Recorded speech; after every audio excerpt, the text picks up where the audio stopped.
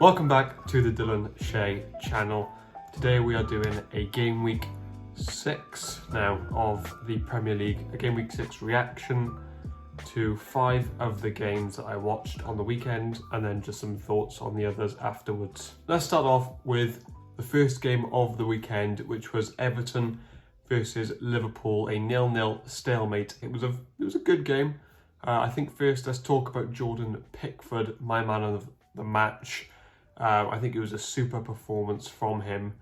Some of the saves that he made 8 in total, which is a lot, and 7 of them were inside of the box. So, they weren't just, 30-yard strikes. These were actually very close strikes to Jordan Pickford, and he saved them all, and all very good saves.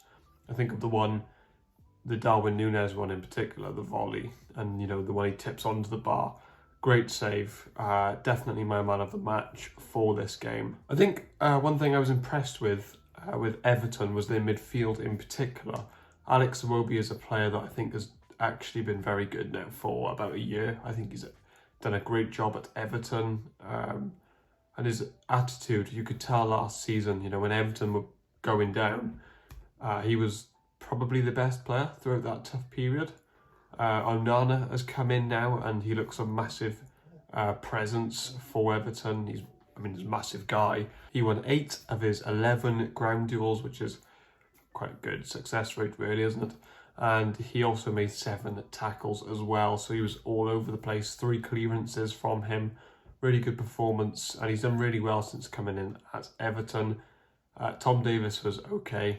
Nothing special, but Idrissa Gana Gueye, when he came on, he looked really good. This is a player who's been at PSG, one of the best teams in the world for a few years, and he was good at Everton in his first period there, and he's started well again. When you compare that to sort of the complete opposite really to Liverpool's midfield, when you have Elliott, Carvalho and Fabinho. Obviously you have Fabinho, the defensive midfielder, but Elliott and Carvalho, 2 creative sort of players. You'd consider them more attacking players, definitely. Whereas sort of the opposite for Everton. I thought it worked better for Everton, to be honest, that midfield. I think they won the battle, which is something you haven't been able to say about Everton versus Liverpool for ages, basically. I've seen quite a few people say Mopé was good. I disagree. I think he was okay. I think he could have been better in some scenarios. But it was his debut. I'll let him off a little bit. And Everton have now drew 4 games in a row, proving a very difficult team to beat. And you can sort of see why when you look at their summer window. They've signed Cody, captain of Wolves, Tarkowski, a leader at Burnley. They've signed Onana, a massive presence in there now. I just really like their signings. Very Premier League proven players, big players. So just leaders, I would say, and making Everton a very difficult team to beat at this moment in time. And you look at Liverpool now, in 6 games, they've got 9 points, 2 wins. Who would have saw this coming? I had them being really close to Man City at the start of the season. I said Man City would win the league, but I didn't expect Liverpool to be so far below them at this moment. And I think when you look at Salah, if you look at his performances compared to last season at Goodison Park, Salah scored 2 goals. He had 55 touches. This time he had 44. He had 5 shots. This time he had 2. Just a lot more involved last year for Liverpool. He's just been off it now since 2022. For the whole 9 months, he's been nowhere near the same player. I think he's probably played too many games. It just doesn't look anywhere near the level that he was at. What I would say though is, do you think Jota being out of the team is not helping? Because, when Jota and Salah have played together, they've been brilliant. Is it because Mane? I don't think it's because of Mane, because Mane was there and Salah was still not playing well last season. I think it could be a Jota thing, if Jota goes back in that number 9 role, can Salah get back, to his best? Do they have a chemistry? I'm not sure. But a positive for Liverpool, I would say, is Luis Diaz. I mean, his performances have been amazing. Definitely Liverpool's best player this season. And I didn't see it as much last year, but this season, he's a real threat when he cuts in from the right side. I think we've seen it against Fulham when he hit the post and that offside goal. Palace, that amazing goal he scored. The one against Everton on Saturday where he hit the post. Just looks a real threat from that position, and he's looking amazing, to be honest. Aston Villa versus Man City, aka the Kevin De Bruyne and Erling Haaland show. They were everywhere. Honestly, they were just everywhere. Whenever I looked at my screen, Haaland or De Bruyne, it was them involved in the play. I thought Man City played really well. Same for Aston Villa, actually. Thought they defended well. But yeah, Haaland for me was man of the match. I just think he was everywhere. He only had 27 touches, actually, but he just seemed to be involved in everything. But, same as Kevin De Bruyne, you could have easily given him man of the match. 6 key passes, by the way. That is ridiculous. Absolutely ridiculous. The cross to Haaland was amazing. Taking Haaland to 10 goals now in the Premier League. And Rory Jennings, I'm sure you probably know him. Oh, it's a stinker. It's an absolute stinker. He said he wouldn't... What did he say? Haaland would get nowhere near 20? He's halfway there in 6 games. Yeah, I wouldn't try it. That's what happens when you try and be different from the rest of the crowd. Yeah, he's had a howler, to be honest. One thing for me, actually, that was actually that was massive in this game was I was actually looking... I've said actually about 5 times in the last 10 seconds. I was looking forward to seeing Haaland, play football. And we don't really get that in the Premier League, do we? We actually have a superstar in the Premier League. And he's proven that, well, he is a superstar. But I'm looking forward to seeing Erling Haaland play football. That's something we haven't had in the Premier League. But Man City didn't win, as much as I'm complimenting them. Aston Villa did get the point. A massive point for the club, players, and especially the manager, Steven Gerrard. That's what happens when you play Jacob Ramsey in an attacking role. Played very well, got the assist. Amazing ball to Leon Bailey, who just used the weight of the ball to finish it. Great goal. I thought Villa looked quite good. They weren't Man City level, of course. Man City should have probably won. But Villa played well, defended very well. I thought Mings was good. I just thought everyone for Villa defensively was good. I thought Jacob Ramsey just looked more natural in that attacking position. He was taking players on, he was carrying the ball, which is much better than what he has been this season so far. Obviously made a big call as well in leaving out Coutinho and Buendia. Proved to be the right call though, of course. I wonder if he'll stick with that against Leicester next week. And speaking of Leicester, let's move on to Brighton versus Leicester, because that was a good game. That was a very good game as well. Do you know what this showed? Is even though Leicester are not a team that spend loads of money, when you look at the quality in that Leicester team. You have Tielemans, Maddison, Vardy, and Ndidi, James Justin, all these great players, right? But then you have Brighton. When you look at their team, you don't really say that about their players. And yet, when you have a good coach, good training, good atmosphere, it just proves that all the money, all the nonsense doesn't really mean anything. It's about that. It's about actually doing it on the pitch. I think that's just what's so great about football. And that what Brighton are showing us is that you don't need these stupid funds to play good football and to actually enjoy it. So I love what's happening at Brighton. Graham Potter just proven to be one of the best managers in the Premier League at this moment. And it's something I don't think Brighton get enough respect for is the fact that they are actually very ruthless. Now, they might not always have the talent to be ruthless, to win games 5-0, 4-0, 3-0, even 2-0. But what they do is they do actually try and go out there and smash teams, which is something most teams don't do. Brighton actually go out there to smash you. And Well, it happened on the weekend, didn't it? They absolutely smashed Leicester, dominated them, clearly the better side.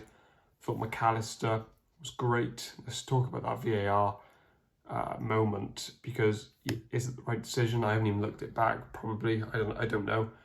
But if you're taking, it was offside. They were looking for the offside genuinely for 3 minutes. Now, if it takes 3 minutes to decide if it's offside, he's clearly not getting enough of an advantage for it to matter. For me, there should be a timer or something. You know, if you can't decide if it's offside within 30 seconds or something of looking at it, then it just should be given as onside, because it clearly isn't that much of an advantage. But an amazing goal. He scored an amazing free kick as well, scored the penalty, definite man of the match. But you could have said that about any Brighton player. You know, every single player played well. I look at Trossard, I thought he was great. Pascal Gross, I thought he was great as well. Danny Welbeck up front was very good. Everyone for Brighton put in a shift. And Solly March as well was great. And you can't really say that about the Leicester players. I do feel sorry for Brendan Rodgers. I don't think it's his fault. When you go into Brighton away, 6 games in the season, with Danny Ward in goal, and Didi at centre-back, Soumare in centre-mid, a player who hasn't been trusted at Leicester. Your main striker is, not as good anymore. And you have Tielemans and Maddison, who probably wanted to leave in the summer, even though, to be fair, they have acted professionally about it. It's just not a good ideal situation, is it? I mean, the best centre-back left as well. A few days before deadline day. Leicester are just a bit of a mess at the moment. They've lost 5 in a row, 1 point out of 18. Aston Villa next. And it's just, that is the El Sacco. That is this season's El Sacco. And I think Brendan Rodgers, will be probably sacked before that game out. He might get sacked before it. He might actually lose that game, then get sacked. I do think he will get sacked at some point, even though I don't think he should. Let's talk about the biggest game of the weekend, and one of the biggest games you can get in the Premier League is Man United versus Arsenal. Great game, I thought. Best game of the weekend. It was only 2-1, but the tempo, the styles, I just thought it was a great game, great watch. And 2 teams that I think can take positives out of it. I think let's start with Arsenal. Let's talk about the foul first. Is it a foul? Yes, it's a foul, right? But the referee should know that. I think most people watching that, when I saw that foul live, I went, oh, that looks like a foul. I think most people thought it was a foul straight away, apart from the referee, because they're very incompetent and they're not good referees. So I think the referee's job should be to look at fouls. I don't think we should take fouls to VAR. I think that's too specific. And fouls are also subjective, so you can't really decide. But yeah, I thought it was a foul. Referee should have seen it though, not VAR. So it should be 1-0 Arsenal to me, in my opinion. I talk about the goal. Great goal, very ruthless. And it was just a massive punch to Man United. And it was a bit like, this is what we can do. If you're not careful, we can do this to you. And it was a great ball from Saka, great finish from Martinelli, who's been so good for Arsenal so far this year. Massive improvement on last season, and he's doing it consistently as well. Great finish. Arsenal actually were the better team for a while after that goal as well, up until halfway through the second half, I'd say. I thought they were really good, Arsenal. Jesus I didn't know he was this good, to be honest. He's so strong. He's way stronger than I thought. Definitely didn't give him enough credit for that when he was at Man City. He's sort of bullying defenders at times. Thought he bullied Martinez and Varane and Malacia a few times on the weekend. I thought he was good. He's been one of the best players of the season. I thought Arsenal were great, actually. I don't think they should be disheartened from that result. And I don't think they are, because they're still first in the table. Let's talk about Man United. One thing I would say is it's quite weird seeing Man United actually perform like a football team and actually try and get a win. The players are actually working hard now, which, imagine Imagine 8 years ago me saying that about Man United. That it's crazy that they work it hard.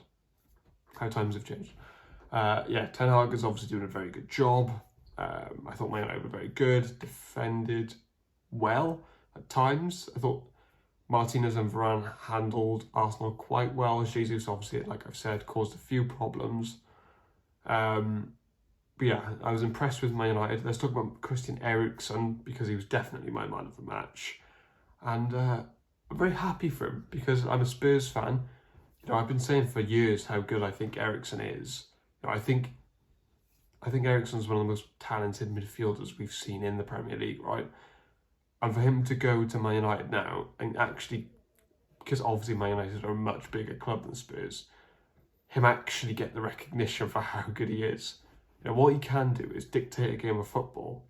Because he's both-footed, he can pick passes with both feet, and it really helps dictate games of football. Very intelligent, reads the game very well. But what he can also do is break the lines, which is what I think we've seen in the first goal. That pass to Bruno Fernandes, and he can also get assists. You know, he can cross very well, very good in the final third as well. Just a very complete midfielder, in my opinion. Now got that centre mid role at Man United. Definitely my man of the match. Great performance from him. Let's talk about Bruno. I thought that pass was ridiculous.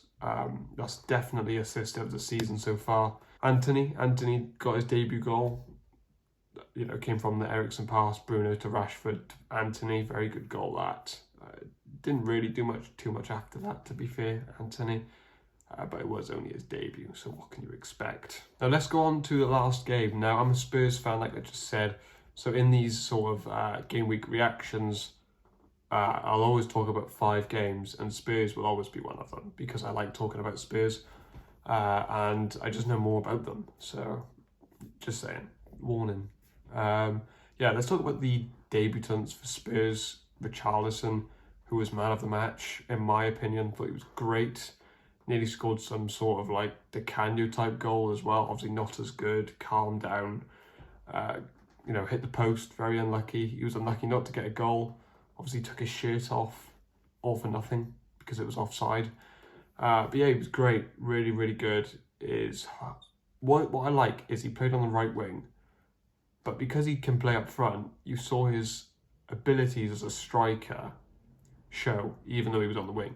So his link-up play was all great, his passing was great, his showing of strength was great, and his composure in the final third was good as well. So I think a really good performance from him. And obviously the work rate was massive. You know, he's still chasing people in the 93rd minute. Let's talk about Longley, the other debutant, who was actually our second best player of the day, in my opinion. I thought he was very composed on the ball, very great.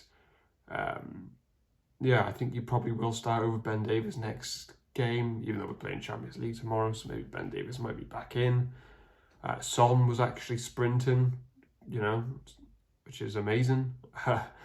Nearly scored from one of the most ridiculous passes I've ever seen from Harry Kane.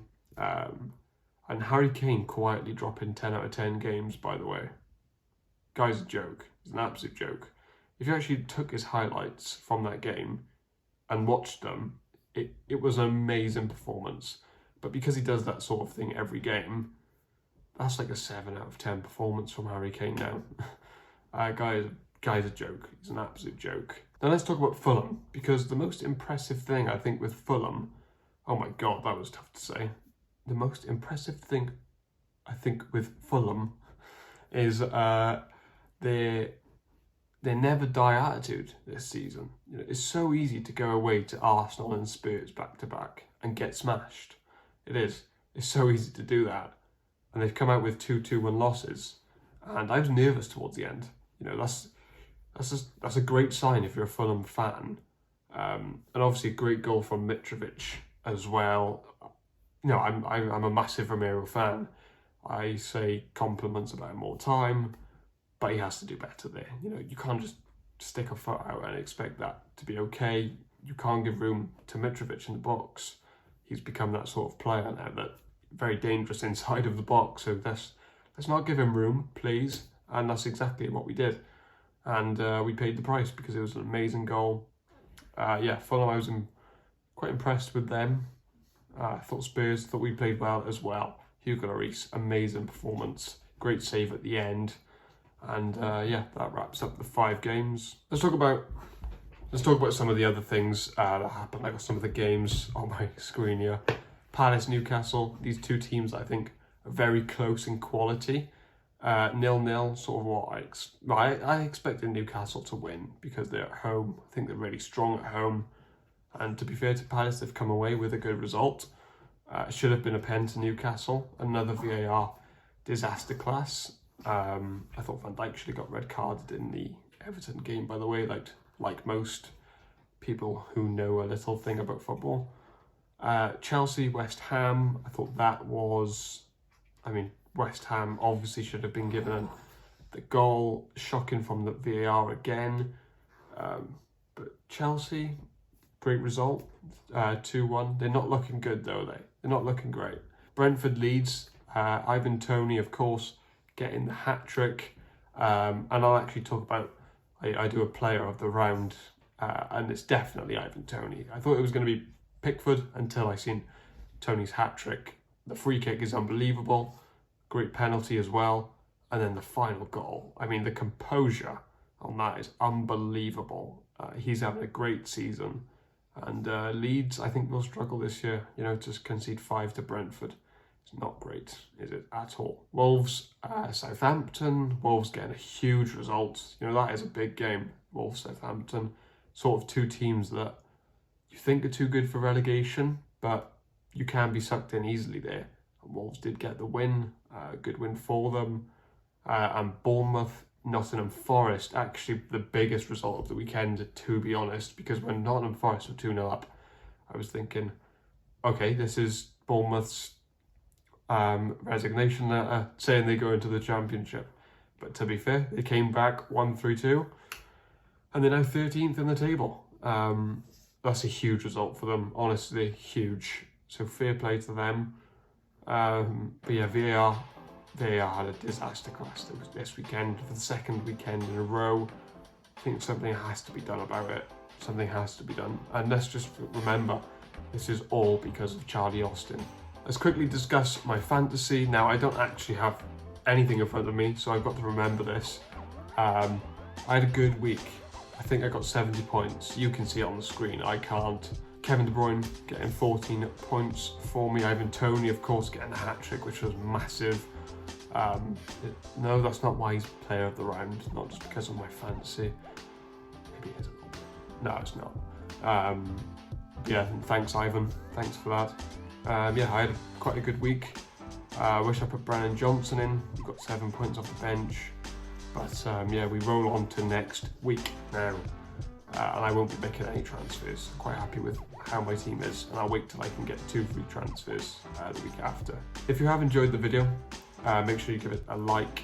If you want more videos, subscribe for more, and thank you for watching.